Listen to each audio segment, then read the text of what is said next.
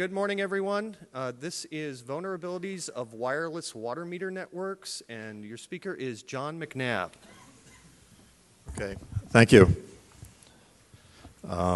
Reminder to turn to your feedback forms. Some background. I come to this talk from a water department perspective, 13 years running a local water department in New England. I've been writing journal articles on water infrastructure for the New England Water Works Association Journal. I also worked for an environmental agency in Massachusetts and a Clean Water Action for 10 years. And I've been an IT pro for 6 years, a researcher for 2, and I'm totally independent researcher. Do it in my spare time when I'm not doing tech support for my home business. I gave a talk last year at DEF CON on cyber terrorism and the security of the national drinking water infrastructure. That was featured in the March 2011 Hacker Japan is their cover story. I gave a talk at Shmoocon, sort of a work in progress, getting ready for this talk on hacking smart water meters.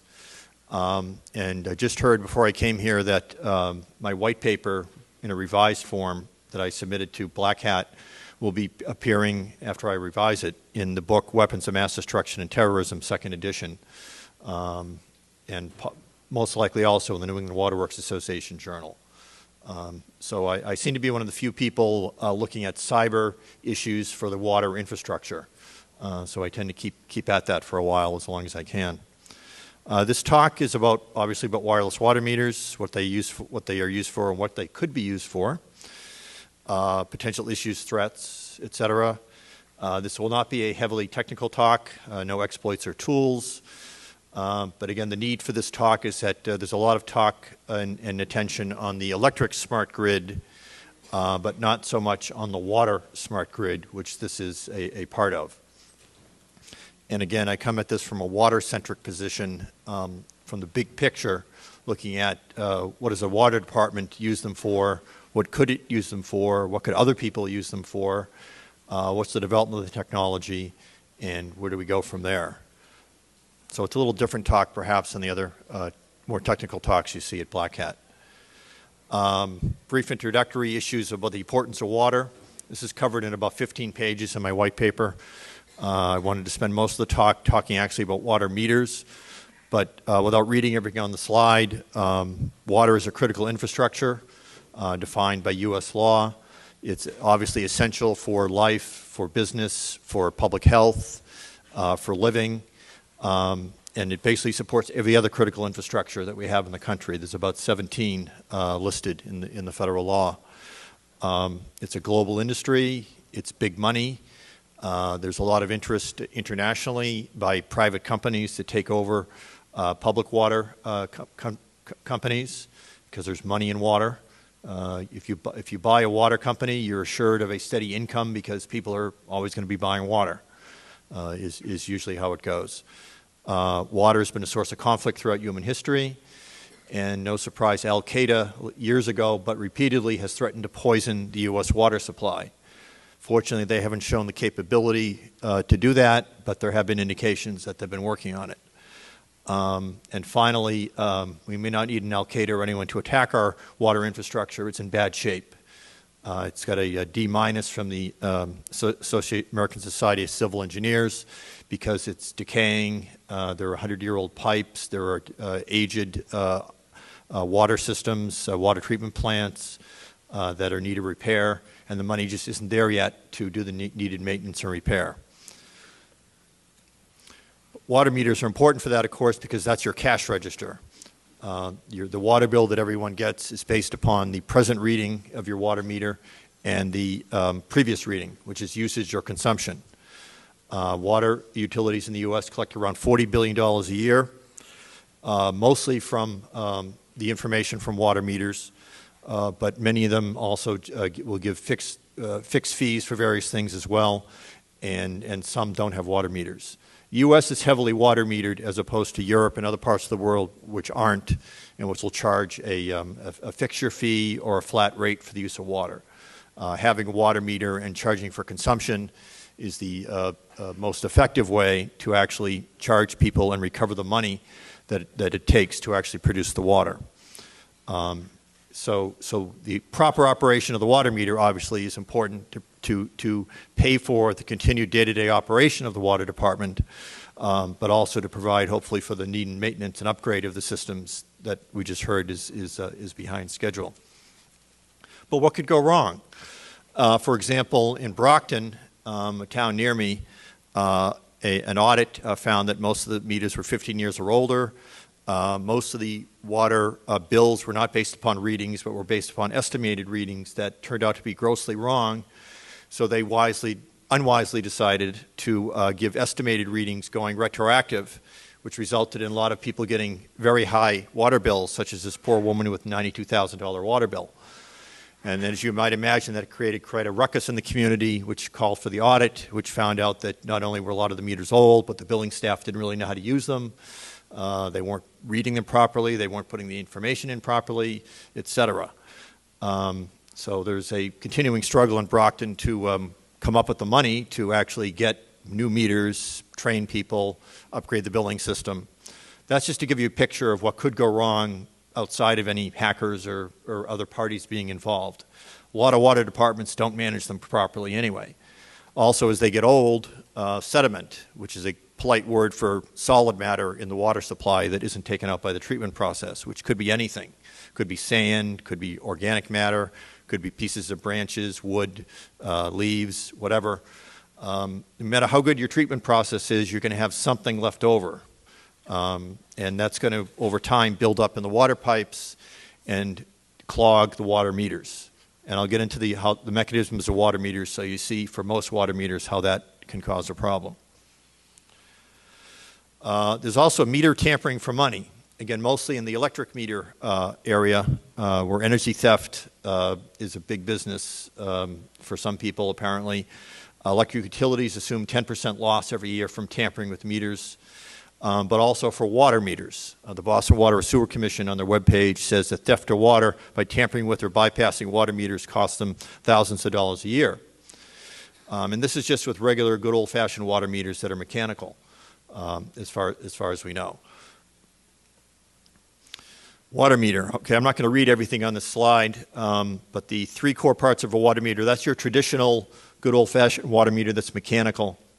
And in the U.S., most of them are positive displacement water meters, which and use a nutating disc, which as it moves around, it counts how many times it moves around, and there's and the engineers figured out how much water would be going through the meter for every time it cycles, and that's what turns the dials on the register, which I'll get to in a minute, and counts up the amount of water that's been used. So there's a lot of different types of water meters. Displacement are ones that are the most vulnerable to the sediment buildup that I talked about earlier. Ultrasonic and electronic flow meters are less susceptible because they don't clog. They use electromagnetic forces to detect the flow of water. The diagram on the bottom right is a combined displacement meter, because some types of displacement mechanisms are better in high flows, some are better in low flows, and that basically covers both situations. Now the register, of course, is very important. This is what records the data. So talking in IT terms, the water meter is a data collection device. Now it's data until it's turned into information. So the principal data is on the dial there, the odometer type of thing, is what's gone through the meter. And it's going to be showing everything that's gone through the meter since the meter was installed or until someone had set the odometer to 0. But in most cases, the water department puts the meter in and it runs until it breaks or they upgrade it or something else happens. So the register shows the total volume of water going through since it was installed or zeroed out. And so what you're concerned about is the interval reading between the present reading, whenever that is, which is presumably at the time of the meter reading period, which in most cases is quarterly, in some cases monthly. And so it's the present reading and the previous reading. And again, most water departments do quarterly reads with people walking around. I'll get to that. Some do monthly, and as we'll find out later, when you get to the new technology, you can do it almost anytime you want. But at the moment, you don't get much information from the old-fashioned reads because it's, once a month. So that information is the key information, of course, which is what was the consumption in that month or that quarter. And we'll see what type of information you can get from that and from more frequent readings. Now, the data collection methods, the old-fashioned way with that old-fashioned meter is eyeball, one way of putting it. Someone actually has to walk, a meter reader has to walk into the house usually, and if for a water meter, it's usually in the basement, or it could be in a meter pit outside at the property line, which is usually best practice, but history has been most of them are in the basement where the water enters the house. So someone has to go down, get into the house, your first problem. So someone has to be there to let you in. They have to go down, find the water meter, which if they've done it before, they know where it is. They write it down on a piece of paper, usually. And then they have to go, they go back to the, when they finish their route, they go back to the plant and then write, someone types them in again, or they write them down and someone types them in. So you've got 2 or 3 areas where mistakes can be made in putting the numbers down. Walk by, and we see that in the second photo. So you attach wires to the register that connect it to a device at the outside of the house, so someone doesn't have to enter the house. They just put the gun up against the device, and it's automatically recorded in the computer there. So the advantage is you don't have to enter the house. A human being isn't actually writing something down, and potentially have errors there, and it's more automatic that way. But again, that doesn't really help you increase the frequency of the readings a hell of a lot because you still have to have someone drive and then walk to do it. But it's an improvement. And then there's the drive-by, where there's a transmitter on the meter. It could be on the meter in the basement, or it could be on the outside of the house. And so the meter reader just drives down the street and picks it up on a receiver that's attached to a laptop that has a GPS unit which connects it to the information about the route and the account and so on, and automatically collects that information. That's some of the major increases in up until the point of the talk, which is fixed network. Now, fixed network is really what we're talking about here, where instead of basically it's a step up from drive-by. And a lot of communities will have a drive-by system as they're putting the infrastructure in place for a fixed network. So instead of somebody driving by and picking it up route by route, it's all sent to a central collection facility in a small town, for example. But if you've got a large town with geographical dispersion and you get different elevations, or just a very large community, a big city, you could have collectors at various areas that collect the information and then send it on to the central collection facility, which would be the main treatment facility or administrative headquarters for the water plant. And the advantage, of course, of doing this is that depending upon the technology you have in the water meter, in the transceiver in the water meter, the MXU it's called, you could do readings almost instantaneously anytime you want. There's a wide range of the settings in these automatic water meters in the fixed network. Some could do a reading every 5 minutes, every 10 minutes, daily. It depends whatever you set it for and how much information you want to collect at the central collection facility. This fixed network gets you to two-way communication, which brings up things we'll talk about later. But also it's important to mention that there's more than one way of collecting the information. Radio frequency is the most common in the U.S. for doing this, but it also, like in D.C., in Washington, D.C., they use radio frequency that goes to a collector that then sends a cell phone signal, and it goes over the cell phone to the water plant. So there are various methods of mixing the communication methods for these things. So basic network components are, again, of the entire system, or the wireless transmitter or transceiver on the meter, collector or transceiver, either one central one or a number of aggregators throughout the system that then send it to the central collector itself, and then the billing system. which of course is the objective of the whole exercise, which is to collect people's consumption information to turn it into water bills. So a wireless water meter is, well, it's a number of things. It's an embedded device. It's a node in a wireless sensor network, which we'll get to. It's a data information collection device. Now we have an electronic cash register, as opposed to that old cash register in the earlier photo. Here we have a modern electric device. It's used to regulate the availability of drinking water in the sense that it keeps track for the water department of how much goes into the house or the business. It can be used to conserve water or to keep track of water to better conserve water. I'll get to that. And could it be Big Brother? That's one of the concerns that we'll mention. So types of water meters. There's many different types. There's no standards that are enforced. There's 25 or so manufacturers. Itron's one of the biggest. Neptune, Census, Datamatic, Hexagram, Master Meter, some of the ones there. Those are just the ones that are big enough market share to show on this pie chart. As I mentioned, they use different transmission methods: phone lines, cable, power lines, radio frequency, combination of those. And so the chart on the bottom right gives you an idea of the increase in the number of units that use each of the technologies. Again, radio is by far the most frequent use of this, which is what we'll focus on later. Now, this is a growth area for water systems and potentially for hackers or other third parties.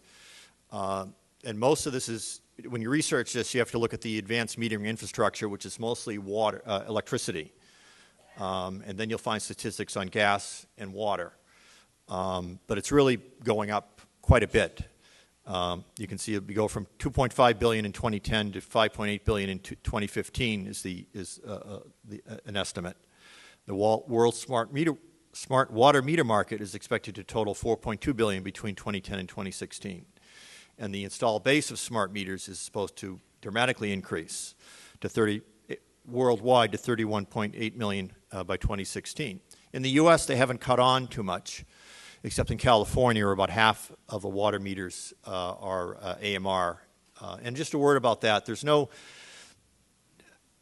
accepted definition of these terms: automatic meter reader, automatic advanced metering infrastructure, smart grid. Smart meter, you could say one and you'd be talking about any of the other ones. Saying AMR, automatic meter reader, could include the walk-by that I talked about, could include the drive-by, could include the fixed network. Advanced metering infrastructure could include that, but usually includes having two-way transceivers so you can communicate back to the meter and do interesting things. And smart meter usually only means transceivers and a fixed network, but it can be a mixture of all of the above. So the terms are sort of slippery in that sense, even for electric smart grid. And when people are talking about the electric smart grid, they've got the same problem in trying to distinguish between the different types. One aside, the ultimate build-out of the electric smart grid would be connecting the smart electric grid to home area networks, or HAN, which would have an IP address or a connection to every electric device in your home, so that when the electric utility is exceeding its supply or is seeing that the costs are going up in a peak period, they can automatically shut down devices in your house that are on but not being used, or they can power things down or power things up. Water smart grid isn't quite as useful in that regard, but there are devices that could shut off the water at the home, called Water Cops is one brand. I haven't seen any indication where a home area network would be able to have the same intrusiveness as an electricity, but time will tell. Only about 7% of water utilities in the U.S. have what we call smart water meters, which in my mind would be the full build-out of a fixed network with two-way transceivers and with the capability to perhaps turn the water off at the source as it enters the house. but it's growing, as we were saying. The benefits of AMI, smart water meter to the utility are a number of things. It saves money. You don't have to send people out to go into the house or to the side of the house to read the meter. Better accuracy because it's all automatic. You don't have 2 or 3 people writing and typing the material, which creates human error. Of course, you get into potential computer error, but that's a whole other thing. It allows for more frequent billing. Again, most small water departments use quarterly billing because the cost for sending out the meter readers more than that is just too much. And again, the usual approach is when you get it automatic, either the drive-by or the fixed network, is you go to monthly readings, which is a benefit for the consumer in the sense that it smooths out the costs and they get a better sense of what their costs are each month, and they can better control their water. Instead of finding out at the end of the quarter that we have, hey, did we have a leak? There was a major increase, and trying to figure out where that was. You've got a smaller period of time, smaller interval to check those things out. The other thing is you could set it, and what we did in my community, what we were thinking of doing in my community when we installed a small amount of wireless water meters, is putting them on the big customers or the ones that have problems with potential problems with leaks. Because basically, even if you're not using the information for billing, you could set the information to come in every 5 minutes, every day, every hour, and you get a very fine-tuned look at the water usage in the community. And if there was a leak occurring, you could be the one. You could call the resident and tell them, "Hey, you've got this major water increase. What was going on? Was there any reason for that?" And they say no. Then you could help them by stopping the leak, which would cost the water department lots of money, but also could cost the user for that consumption. It's better. So that's the major driver for water departments is more frequent billing, but also it helps resolve bill disputes because you've got a computer printout, and as most people think, computers don't lie, right? So that's easier for the water department. And again, unaccounted for water is a big bugaboo for water departments. So you get leaks, you get illegal connections, which again are hard to determine in any event, but at least if you had a fine-tuned reading of the water use and you had someone walking around and seeing that there was an irrigation system going, but you didn't see the water use go up when people saw that going, you could probably get a good idea that there was an illegal connection there. Meter errors, again, you could compare the electronic reading to the physical reading, and there's ways to check on that, as long as the physical reading, the actual register isn't malfunctioning itself. That gives you a check against the electronic reading. And as I alluded to, defectivation of water use restrictions. Some of these charts, there's a number of studies looking at how water utilities can use this to regulate the use of water outside of turning it on or off for the house, but also if you do an interval every hour, every day, every 10 days, every 3 hours, pick the interval, which you have the capability to do with an automatic fixed network. It's really limitless in the sense of what information can you get. You're looking for water on, water off. When it's on, how much is being used. So if you, like the bottom graph, you do an hourly interval graph, and at some point, if there's no leak, it's going to get to 0 in most cases. People aren't using water all the time. So if you do an hourly interval graph for a couple days and you see that it never gets to 0, then you probably got a leak. So you look at that for a number of residences or water users in the community, and then you can pin down leaks that are occurring in the home. Or it could be in the collection, it could be in the service line to the house, whatever. Also, if look on the upper graph on the right, so in many parts of the country there are droughts or there's water shortages, and they have an outside water restriction. You cannot water your lawn, you cannot run the automatic sprinklers on odd days or even days, or you can't run them at all. And so the way to detect that now is you drive around and you see, okay, if this side of the street is supposed to be on odd days, this one even days, and you see which ones are violating it. And but this gives you a more definitive read on that, because you can see, okay, up, down, up, up, down. Oh, wait a minute, it's all up now. So I guess they're evading the water restrictions. So again, that's good for water departments, not so good perhaps for the water user who wants to evade the regulations. And then finally, and very importantly, especially in California, which has a state mandate to all the cities and towns and the counties to reduce water consumption, it is a way of keeping track of your water use and the water use in the community, but also to promote conservation, but also to enforce conservation, which is why some people obviously may have a problem with the water department having so much information. But we've got to remember the meter read is not just a meter read. So we've gone beyond where someone comes around once every 3 months or every month and reads the meter and gets one number, and that is used for the water bill. So what is a meter read now with a smart grid? It's part of the billing record, obviously. That's obviously the most important thing. It's leak loss. So it's not only the individual home, but it's also the entire community. You look at, you've got a master meter at the water department plant, that records how much is actually being sent out to distribution. Then you compare that to the total of what's being recorded as consumption in that period of time in the community. And if you find that the numbers are very different, then you've got a leak, or you've got a lot of leaks, or you've got a lot of illegal connections, or all of the above. So this again gives you in the aggregate more control over trying to understand that and answer that question.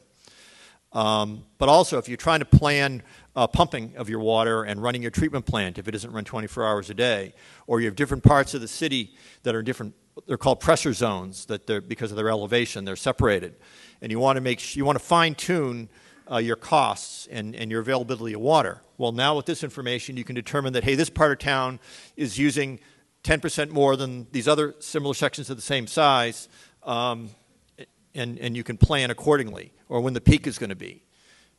So it's a better planning mechanism for the water departments in that way. Obviously, and then also for water conservation, feedback to consumer, so you can tell people. The electric companies have been doing this for a while with just your electric bill, and they'll be able to do more as they get into the smart grid. But water departments can get in that action too, with water conservation being more and more important in most parts of the country. And then this came from a California document where the hammer is really down on the counties and the cities and towns to reduce water use by 20% by 2020, which is really hard.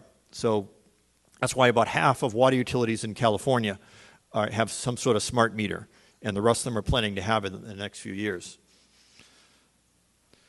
But a water automatic meter reader, AMI smart reader, is also a wireless sensor network, which is very interesting. There's a large body of literature on wireless sensor networks that are used for a variety of purposes, but the definition describes wireless water meters: resource-constrained sensor nodes with sensing and processing.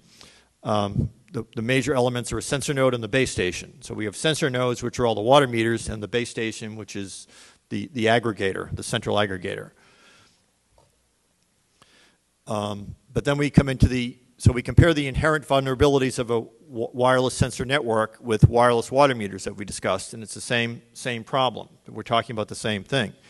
You've got a wireless medium, which can be intercepted, unintended operation. So even though it's inside someone's house or in a meter pit, no one for the water utility is watching it all the time. And they're not really checking on it that often now because it's automatic. Random topology, you can't really plan now, we want to have it in a grid with a certain topology because it's wherever the houses are or wherever the customers are.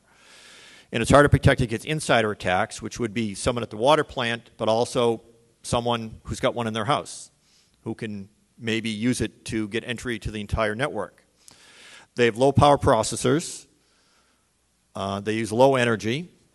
Again, there are batteries that have large capacities, between 5 and 20 years is what I find. And actually they're ones that, why can't you just plug it into the AC? There are some that do that, but you can't always plan on that because of the location of the meter. It doesn't always make that possible. There's actually a new type of meter that comes out now that reduces its electric use to the ultimate minimum and supplements the rest through a connection to AC power. And then small memory. They've got very small EEPROMs in most of these, that I'll get to. So you've got a combination of small resources in this unit that's out there somewhere that you don't have much control over. So what could go wrong, right? So again, looking at the literature on wireless sensor networks that aren't explicitly just wireless water meters. This looks like the taxonomy of every kind of wireless attack or almost any sort of attack in a network is what I see. They just itemize active versus passive attacks. Outsider versus insider. Mote class meaning from one of the nodes versus a laptop class, meaning you're out there with a laptop and you're connecting.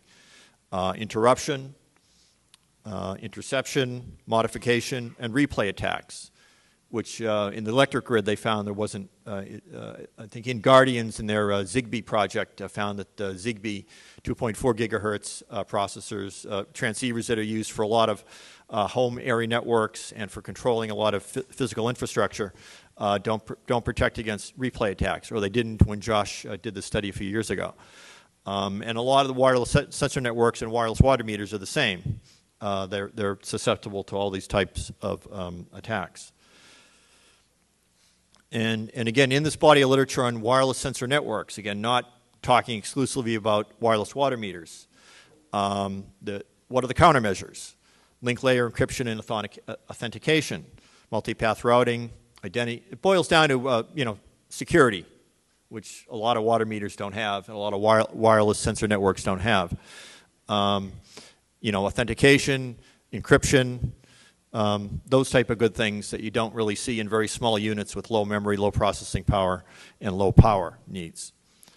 So looking at those, here's some. The top figure is the top graphic is from a patent for a device, and the block diagram is from Texas Instruments' description of one of their wireless water meter transceivers. And you find, looking at patents of these and descriptions, the brochures from the manufacturers, that they're usually using Texas Instruments, Atmel, Microchips by Microchip, and other well-known companies. But I've started taking apart some wireless water meters, and I'm learning from Travis Goodspeed, of course, and in digging into that. You can't always tell from looking at the chip what it is. You need to dig down and get the part number. But this is a basic idea of you've got the microcontroller, you've got a pulse measuring circuit. Some have direct electronic reading of the water consumption and don't go through the mechanical functions that I mentioned earlier. Then you get the EEPROM, and you get an LCD display, so you can see, you can actually, even with the automatic ones, there's a procedure, of course, to actually physically read it. And then, of course, there's the transceiver. So I went through some patents, and I won't read all this, but so I started taking apart the Census MXU Model 550. Didn't get very far, I'm afraid to say, but I started taking it apart, so I figured, hey, where can I get some information about this? And they're very nice to print the patent number right on the casing. So I look up the case, so I read the patent, and it says they use an Intel 8051 family integrated circuit microcontroller. They have 1 kilobit of non-volatile storage in the EEPROM, which may be a Thomson 993C46 or equivalent. Then they give the process for interrogating the MXU and getting the information, pseudorandom code, and I wouldn't be surprised if this was given in the clear. That's what a lot of folks in the electric smart grid found, that a lot of the keys would be in the clear. Or Rob Havalt, when he looked at frequency hopping spectrum a couple of years ago here, found that the spread spectrum pattern was also in the clear if you could find a way to read it. So I'm going through a lot of patent descriptions to get ideas of what's in these things and descriptions. And you find a lot of off-the-shelf things that if you dig further, you can get the information on how they work and what the firmware might be. Now, radio frequencies, this is why it's harder to sniff or dissect wireless water meters in the U.S. than it does for the electric meters or the Zigbee, is that almost all of them are 902 to 928 megahertz. And most of the work going on in the hacker community and security community looking at smart grid is in 2.4 gigahertz. So part of my challenge in trying to figure out how to sniff these is building something and finding what's already been built for 900 megahertz, and I'll get to that. So 900 megahertz, my water meter in my basement is a Neptune meter. It transmits every 14 seconds. Doesn't mean you have to receive every 14 seconds, but it means it's sending something out. It might just be a keep alive, but it's sending something out. I'm still digging to get the frame information and what's in there. It has 50 transmitter channels. There's no encryption, and in the description it says that their security method is frequency hopping sped spectrum, which is described. It's a layer 1 method of transmission where there's a set pattern, and there's a number, I think it's 70 standard patterns that can be used for breaking the signal up and sending it in different parts of the frequency range. And again, this first was developed during World War II as a security method, and as we're increasingly find out, it's not a good security method. Although it does, the advantage is that you can reduce problems from overlapping with, say, cell phones or microwaves or other, technologies that are used at the same frequency, and it allows it to be more effective that way. So getting to why would someone, not us of course, but why would anybody hack into water meters? So obviously if you've got a water meter and you can figure this out, you could reduce your water bill.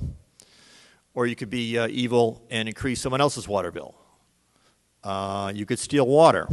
Again, if you could evade that detection I showed earlier for someone evading the water restrictions, then you could get away with watering your lawn even though you weren't allowed to. Or you could just reduce your water bill maybe in amount, percentage that wasn't going to be detected easily. And if enough people did that, then the water department would have a problem. But a lot of people could save money. So you're stealing water and, of course, stealing money. Evading water restrictions. I think that's going to be very popularly used for this if people build a device to do this. Surveillance of human activity in the home. I was surprised to learn there's a great deal of activity out there for surveillance. I forget the exact term. So it's remote sensing of human activity or something like that. And I'll be getting to that earlier, a little later for water use. But there are researchers across the country looking at it for water use, gas use, electric use. They're fascinated, and these aren't NSA or CIA funded as far as I can tell, but there are researchers out there trying to find out, how can I find out what you're doing in your home without actually going into it? And then my big question is, could the wireless water meter network be used to introduce malware into the, well, it's not always SCADA, but the control system at the water plant? And of course, they would never connect the business system to the control system, right? Well, about 55% of water systems do in a recent survey. And that was a small number of sources, so it could be as high as 75% or more. So it's a question, and I won't be able to find out till I can do a pen test, and I don't do much pen testing, but because I can't just go out there and try it. Might be fun. But also, could it also be useful to getting into the other smart grids? Because again, the ultimate build-out of smart grid technology is to have a comprehensive system that has electricity, water, gas, whatever else you're using in your house. And then have it in a home area network where everything is monitored and controlled by the utility. And so while honestly water isn't as interesting to most people as electricity is, it's interesting enough to me and hopefully to everyone in the room where you can do things, but you might get more bang for the buck if you can use it as an entry into the other systems. But again, I haven't got very clear to answering those last two questions. So the evil consumer, could the evil consumer hack into the wireless water meter and steal, water and money? For example, cable descramblers. As we're all probably aware, there was some hackers or crackers very busy a number of years ago, and some have got arrested for building these descrambling units to get cable TV for free. And I found out through research that in China anyway, there were people being arrested for building similar devices to steal electricity through their smart grid, or wireless electric meters. there's an old established technology for you can if you know what you're doing and you don't want to and you don't enough not to get killed with electricity, where you can do it. You can hardwire the electric meter in a certain way to bypass it. But it's probably more efficient if you get the frequencies down and you can do a man-in-the-middle attack to do everything I was talking about earlier. Reduce your electric use. Could you do that for water? Well, again, it's only a matter of getting the right frequency and getting around the frequency hopping spectrum. Other ones use DSS, and some use encryption. So that's a possibility. I haven't heard of anybody doing that yet. There's some hurdles still have to be overcome for be able to at least sniff it, let alone do the man-in-the-middle attack. But that's a possibility out there. The evil insider. Now, insider threats to critical infrastructure is being highlighted recently by Department of Homeland Security as being a serious threat. This is a report, the insider threat to critical infrastructure, that came out in 2008. This has been some more recent stuff that's come out on the news, and some advisories from DHS. And it's a realistic concern for the water department as a whole, the electric utility as a whole, the sewage facility as a whole. So it's a there have been indications that Al-Qaeda or other terrorists have tried to recruit people that work at water plants or sewage plants or electric facilities. And the one example in the wastewater industry is in 2000, a disgruntled former consultant at the Marucci, Australia sewage treatment facility got on his laptop, told the wireless network that the laptop was a node in the network, and told all the pumping stations to turn on, and he dumped 800,000 liters of sewage into waterways. That's as close as I can get for an example of an evil insider in a wireless water network. I can't really think of an opportunity for a insider, someone working at the water plant, to use the wireless water meter network. It's more efficient for them just to do something at the plant. But however, if you're trying to actually get into, I suppose, the wireless water network, you do the mode attack that we talked about earlier, and being a node on the network, you could then try some of those attacks on the entire network, perhaps. But I don't know how useful that is. It's probably more useful to get your laptop and get a man-in-the-middle device and then try something else. Terrorist is something that is the other potential threat. So what could a terrorist do? If they're trying to attack, shut down, or poison a water supply, they could perhaps use it to get their own database of the water usage and build a hydraulic map of the system, maybe. More likely is in areas where there's a water cop attached at all of the houses or water connections, so they could go around and turn all the water off and then upgrade the firmware so you couldn't turn it on. That would be bad. But that, of course, conflicts with the terrorist objective that some of them say they have to poison the water. But again, it might be useful for them as part of an overall attack. So these are reasons for water utilities to secure these systems more than they might otherwise consider. And the smart grid is very wormable. I don't know if that's a word. But Thanasis Giannetsos, I don't know if I pronounced that right. He's giving a talk a couple sessions later in another track on similar issues, actually, on wireless sensor networks. But at BlackHat Spain 2010, he demonstrated the Census attack tool, which, as far as I can tell, was 2.4 gigahertz. He's got his own hardware and software that he wrote up, where he was able to demonstrate a worm attack and sort of basically demonstrate a lot of those attacks that I mentioned earlier on a wireless sensor network. So part of my future plans is to get that software and see if I can adapt it to 900 megahertz. And then IOActive, Mike Davis gave a talk here in 2009 about a worm attack on an electric grid. And of course, he didn't use a real electric grid. They set up a simulation.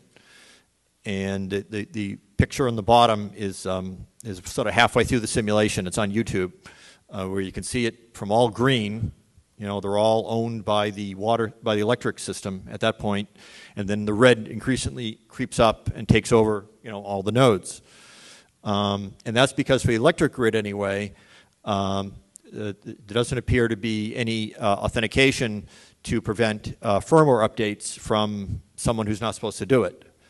So in a mesh system especially, you send out a worm to upgrade the firmware, upgrade quote unquote, and then part of that is to, you know, keep going and upgrade the next one, and of course tell it not to allow anyone to then you put the authentication in for yourself as the hacker, as the attacker, and tell it not to let anyone else upgrade it.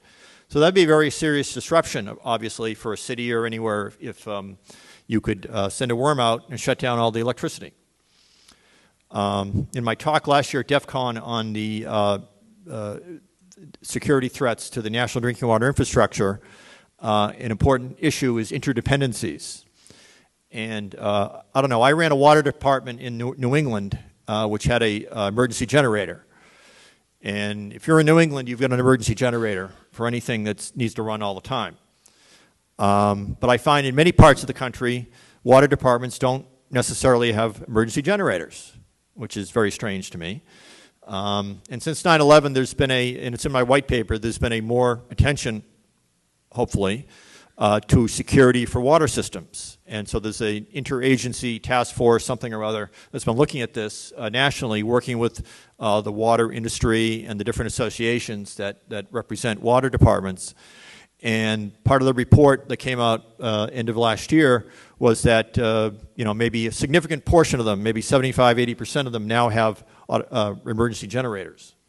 And I just have to shake my head saying, my God, you know, it's a water plant. So obviously, if you shut off the electricity, in most areas, many areas of the country, you're shutting off the water, you're shutting off the sewer, you're shutting off emergency services. You know, so that's really, if you're an attacker, that's where the biggest bang for the buck is. But of course, if you could also send a worm to the water system and shut off all the water, that would create even more disruption and create a problem for public health. And of course, everyone's running around with their head cut off trying to figure out what's going on. Why is the electricity off? Why is the water off? So I say it could be just as vulnerable only because no one's tested the same type of thing for the types of meters used in wireless water meter grids. But again, that'll be my presentation next year, I hope. But perhaps the biggest concern is Big Brother.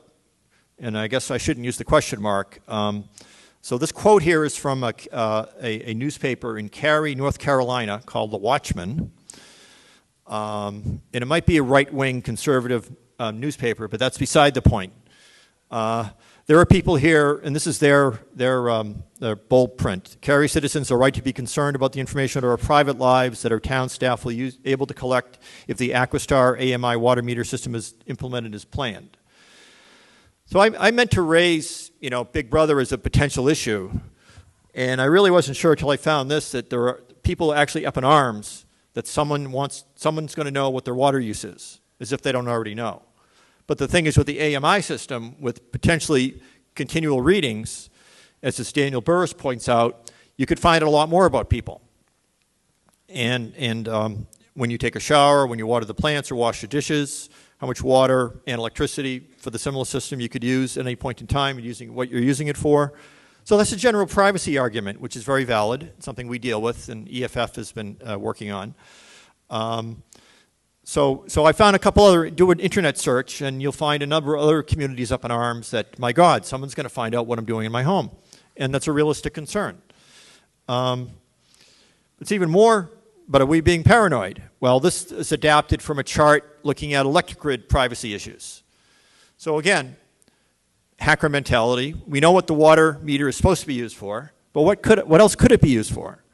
So you get the utilities. Okay, that's obvious. Monitor usage and load, determine bills, helps plan the load, helps find unaccounted for water, all the things we talked about earlier. That's all legitimate, I suppose. Water conservation advisory companies, well, that was electricity. So what if a company that's in the market to help sell devices to conserve water? So they get the information from the water department, you know, who sells it, you know, or it's stolen and it's out there, and they find out that this part of the community is overusing water and doesn't seem to be able to figure out how to conserve water, and so they use it as a marketing campaign. This is just somebody thinking outside the box on electric grid, and I'm translating it for water. Insurance companies, marketers, law enforcers. I tried to find a couple examples of, let's say, illegal drug use, and someone at the VIP party last night suggested, or drug production, that meth plants, if you're making meth, crystal meth, I can't pronounce it, you need water and electricity. So perhaps, the cops or the DEA could be looking at your water use, and with these additional tools, they could really fine-tune what your water use is and see, when lights are on or they're not on and the water use is up, and use that as a search warrant to get in and bust you for producing meth. Civil litigators, landlords, I don't know. Some of this gets speculative, but right now only 7% of the U.S. water utilities have smart meters, so it's not really that big maybe as a concern. But 10 years from now, when almost everyone has them, we could all be seeing these type of concerns come up. Private investigators, the press. Again, electricity is probably more interesting, but add that to water and you can get more information about the human activity in the home and perhaps, get somewhere with it. But there's more. I mentioned earlier there's a whole research industry looking at remote sensing of human activity in the home. And so some researchers at the University of Washington out near Seattle, I think, came up with HydroSense through a federal grant. I don't think it was from the CIA, but probably was from the EPA. It's a simple thing. You just attach to any water pipe in the house, and then you have a wireless signal go out from it so you can get the data, and it could be backhauled perhaps on the wireless water meter. The original concept isn't related to the water meter, but obviously it's another source of information about exactly what you turn on and off in your house, and how long you turn it on or off in determining the flow. And it's fascinating. So anyone can attach it, whether you as the homeowner know it's being attached or not. It's very easy to do. Don't need a plumber. Don't need a degree in plumbing. But it's a very simple concept that I described there. So the water in your house is a closed system, and it's basically a vessel. It's a weird shape because it's all these pipes and valves and so on, but it's really a closed vessel. So you turn a faucet on or off, turn the toilet on or off, flush the toilet, and it creates what's called a water hammer, which then is detected anywhere else in the system, and doing some calculations that can determine where exactly the water hammer was created, and then get the flow and get the information on what exactly, what device was used and how much was used. So this is a way to gather more information remotely, basically, of human activity in the home. There's a couple other variations of this. One is actually uses the water meter and just attaches a separate vibration sensor on the water pipes, and is actually part of the water meter. So it's not inconceivable, especially in these places like California they're trying to make serious efforts to conserve water, that these could be attached, maybe required to be attached to homes. And then you're really talking about privacy concerns. You get much better information to conserve water and to find violators of water regulations, but you've got more information out there. So that's more of an motivation for the man-in-the-middle devices, so you could filter, perhaps, what the utility is getting, information on what you're doing. Looking at water meters in general, there's other vulnerabilities. If you do research, again, I'm still doing research. There's so many different types of water meters designs. So you look on the web, you find all this information, rich information on the web. One vendor tells us what frequency they transmit on and tell us that there's no encryption or frequency hopping spectrum. So that's good to know. Badger gives out its default network username, password, and wireless key. So, I should try to sniff that first if I can get a 900 megahertz system working. Transceivers can be purchased on eBay. I've got a couple that I'm taking apart. Most of them don't have any encryption or any sort of security device at all, although that's more manufacturers are coming out with ones that would actually meet some of our standards for security. For example, one manufacturer calls third-generation electronic water meters, and here's a description. Here's a graphic that don't need batteries. That was the one I talked about that reduces the electric use to a minimum, and then takes the rest off AC. So that actually reduces one of the potential attacks, which is resource exhaustion. So one way you could wipe out the water meters in a system. This is in the general literature on wireless sensor networks, is you just keep sending hello signals or ACKs or something to just use up its battery. So this is a way of not having that vulnerability because it uses the least amount of electricity necessary to actually read, to get the reading, and then it takes that from AC power. But again, there aren't many of these out here. And it comes all built in with the electronic reading of the water use and the transceiver. So there's less add-on, which you get in the early generations of water meters. And there are ones coming out now with AES 128 or 256-bit encryption. Interesting to find out, whether they transmit the key in the clear and how that works. So there's more ways to go on that for me. But there are ways to sniff frequency hopping sped spectrum transceivers, again, that I looked at. It's Shmoocon 2011. Atlas Cutaway and Q from InGuardians had a presentation where they actually were able to sniff 900 megahertz using FHSS, using the CC1111 EMK, which they say is probably the most frequent one used in electric meters.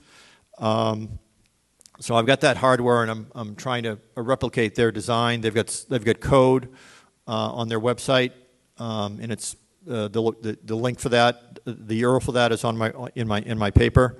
Rob Havalt, who I corresponded with, used the USRP, the Universal Software Radio Peripheral, and the GNU Radio. To what he did is he told me is he listened on all frequencies at the same time, listened for the management frame that gave him the sequence for the frequency hopping, and then with some software he wrote, he fed that back in and was able to read the whole signal. So I haven't sprung for a $1,500 USRP2 yet, which is how he did it. And that may not be the easiest way for a cracker or an evil third party to get into this thing, but it's a way to start figuring it out. Okay, and I was hoping to talk about how I actually sniffed a water meter, and I haven't been able to do that. I ran out of time. It's harder than I thought it was going to be. Surprise. I tried the Atmel, there you go, the Atmel RZ600 because it was advertised as being able to have a sniffer, and there was software. There wasn't. And as it turns out, the firmware might not be able to even support this. Then I got the FunCube software radio peripheral, which I think that's, we'll talk about this next slide. So the Atmel, so here's where my continuing work, because it is possible, I'm pretty sure, to sniff the 900 megahertz radio signal from US wireless water meters.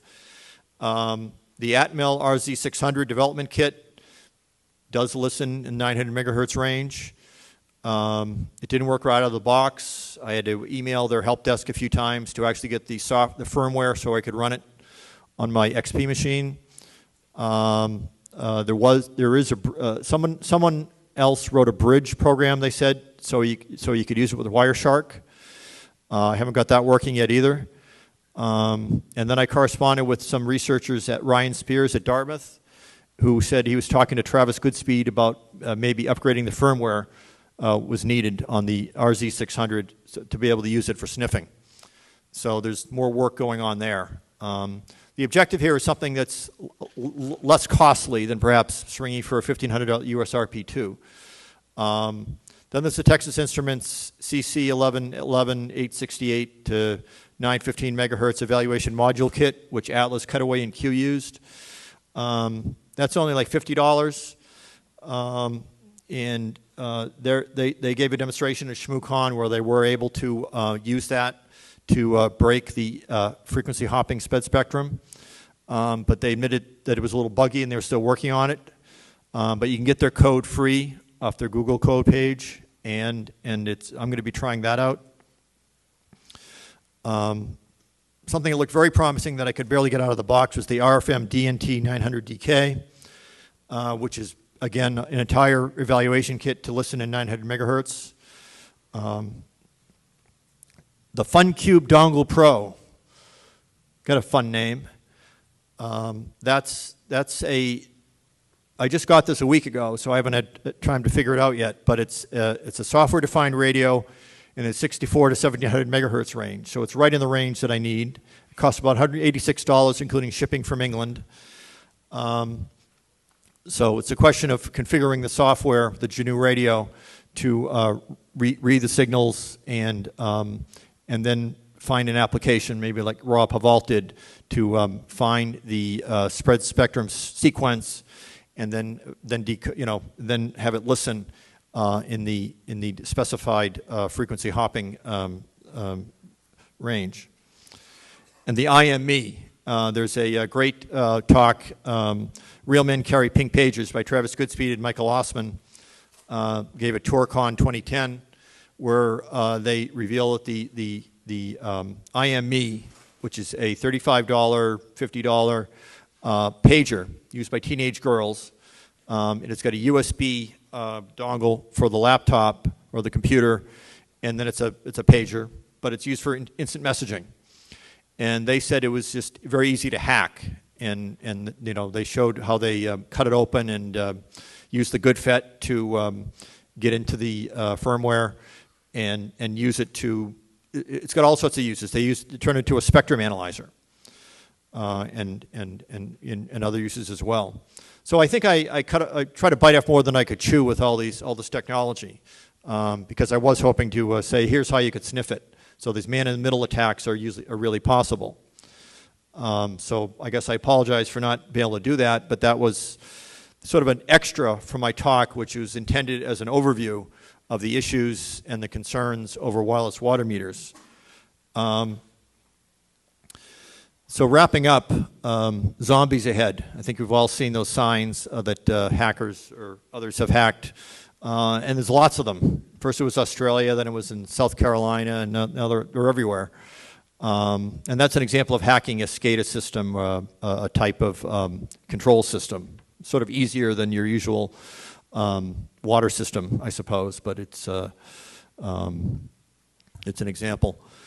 So to sum up, water meters are an integral component of the national drinking water infrastructure. I picked them to look at as something that was easily investigatable, as opposed to trying to get into the control systems at a plant, where I would need a pen test arrangement or whatever to get into. But also they're available. You can buy them on eBay. There's information that's accessible that I've gotten some of to investigate them. You can actually get the hardware, either it's discarded or buy it on eBay. So there's lots of opportunities there for looking into this technology. I think of all the possible issues that I looked at, the highest profile concern for all of us and people going forward, especially as more of these are built out throughout the U.S., is privacy and surveillance. Not only from the water department finding out what you're doing, whether or not they use HydroSense, but also if it's intercepted or the information is sold or stolen, what could other parties do with the information? And the next critical issue is potential theft of water. If someone builds a man-in-the-middle device, which could be very lucrative, especially, say, a big company or an area that has high water use, it's an application that may be coming, like the descramblers for cable, or the devices that steal electricity I mentioned in China. I mean, there's already tampering with water meters going on now. This just creates another avenue for doing that. So the objective of this talk was to look at the potential vulnerabilities and to hopefully come up with suggestions and recommendations for making them better secured. And as we've seen, they need security, they need encryption, they need authentication built in. And the trouble is with the infrastructure being built sort of organically from a lot of different manufacturers who don't have the same standards, And a lot of times they're adding on to a non-wireless water meter. They're doing an add-on to a device that sits on top of it that connects with wires. That there isn't an opportunity for a lot, for a lot of them to be secured now. It's hard to add security on later, and the best thing would be perhaps for national standards to be developed to require security at the outset, so it could be built into the production costs for these units instead of having an additional cost in all the water departments when and if such requirements are made. And I know from my experience running a water department, when we looked at getting wireless water meters, it's cost. Okay, we save money by not sending water readers out, but what's the cost for building the fixed network? And so if you increase the cost by saying, okay, you've already built out this wireless water meter network, you need to replace them all, it ain't going to happen, especially since water departments are short of money and they're already behind in doing their required maintenance and upgrade that was pointed out by the American Society of Civil Engineers. So it's an area that also that not many people are looking at. I've attended some sessions of the National Institute for Standards and been on the Smart Grid blog and looked at a lot of the issues dealing with the smart grid, which is electricity. And the real thing is no one's really looking at water. Probably because it is, honestly, it's less interesting than electricity. But on the other hand, I look at it because it's very important. And as I said earlier, I'm taking this from a water-centric view, coming first as a former water commissioner, that more attention needs to be paid to this issue, and something needs to be done at the national level, I think, to deal with these issues. And finally, this is a growth industry, not only for the water meter manufacturers and a growing cost issue and upgrade issue for the water utilities, but also for hackers, especially in California where 50% of the water utilities have these type of things, but also the rest of the country as they come up. We'll be running into more of these things. And it's important that, that we develop the capability to find out the vulnerabilities and then hopefully come up with the ways to deal with them. I want to thank Mark Mafreet, Rob Haval, Travis Goodspeed. They all sent me information and helped me get through parts of my research. Most of what they told me is in the white paper, which is in your CD. I want to thank Atlas Cutaway and Q for their presentation on Shmoocon that I'm hoping to work on and develop some more. And Bob Johnson, again, this is in my white paper, not in the talk, but he is he's keeping an archive of the National Department of Homeland Security daily infrastructure update reports, which is very useful for me to try to get an idea of how insecure is the national water industry, the national water infrastructure. The short story is that it's insecure. On the other hand, it's hard to attack, as you'll see if you look at the white paper, because the water infrastructure is fragmented. The electric infrastructure is very integrated. There are 3 grids, east, west, Texas, and as a Chinese researcher reported last year, it's relatively easy to knock out an entire grid with attack on 2 or more nodes. You can't do the same thing with the electric, as in the electric grid with the water grid, because they're all separate. But again, an area of entry that wasn't there before now is the wireless water meters. Again. Finally, the reason for this talk was to point out some of the vulnerabilities and to urge more to be done to make them more secure. Thank you.